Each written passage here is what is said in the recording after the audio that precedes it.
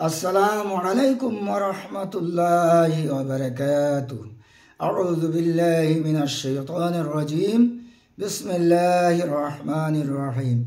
তো বন্ধুরা, আজকে কোরআনুল কারীমের মধ্যে আরেকটি সূরা নিয়ে আলোচনা করব, যে সূরাটির নাম হলো সূরা ফাতির। এই সূরা ফাতিরের দুইটি উপকার আছে।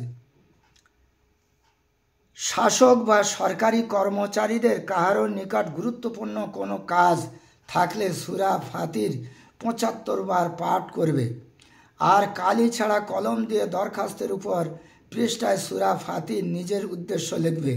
আল্লাহর ইচ্ছায় হাজত পূরণ হয়ে যাবে। তো বন্ধুরা, বোঝাতে পারলাম, শাসক সরকারি কর্মচারীর কারোর নিকটে যখন কোনো কাজ থাকে, সে কাজ করতে চায় না, তখন কালি দ্বারা কলম দিয়ে উদ্দেশ্যটা লিখবেন, আর এই ৭৫ বার এই সূরা ফাতিরটা পাঠ করবেন। ইনশাআল্লাহ আপনার হাজত পূরণ হয়ে যাবে। এই সূরা ফাতিরের নকশা লিখে সঙ্গে রাখলে মনের মকসুদ এবং ইচ্ছা পূরণ হয়ে যায়। আল্লাহ পাক আমাদের আমল করা তৌফিক এনায়েত করুন। আল্লাহুম্মা আমিন।